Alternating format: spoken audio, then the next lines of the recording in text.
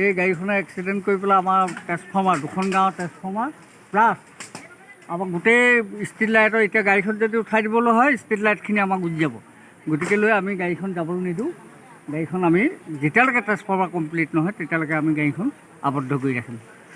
প্ৰায় 5:30মান বজাত আহিলে, আহি কি বিজুতি হ'ল নাজানো আৰু মানে গাড়ীখন ছাইড হৈ গ'ল। এতিয়া চবচে ক্ষতি হৈছে গাঁওখনৰ, মানে ট্ৰেন্সফৰ্মাৰটো ভাঙি দিলে। এতিয়া ট্ৰেন্সফৰ্মাৰ হোৱাৰ কাৰণে হয়তো এতিয়া ট্ৰেন্সফৰ্মাৰ পাবলৈও অসুবিধা হ'ব। কিমান দিনৰ কাৰণে ৰাইজৰ ক্ষতি হ'ব এইটো ঠিকনা নাই। গাড়ীখনত প্ৰায় মানুহ আছিল 15-16জনমান মানুহ আছিল নেকি। অৱশ্যে মানুহৰ কোনো ক্ষয়ক্ষতি হোৱা নাই, দুখ পোৱা নাই। পিছৰ গাড়ীখনত তেওঁলোকে নিজৰ গন্তব্যস্থানলৈ গ'লগৈ। এতিয়া গাড়ীখন ইয়াতে আছে। এতিয়া আমি আশা কৰোঁ যাতে ট্ৰেন্সফৰ্মাৰটো সোনকালে দি ৰাইজক অসুবিধাৰ পৰা যাতে মুক্তি দিয়ে। আমি চৰকাৰলৈ বা বিভাগীয় কৰ্তৃপক্ষলৈ আমি এইটো অনুৰোধ জনাইছোঁ।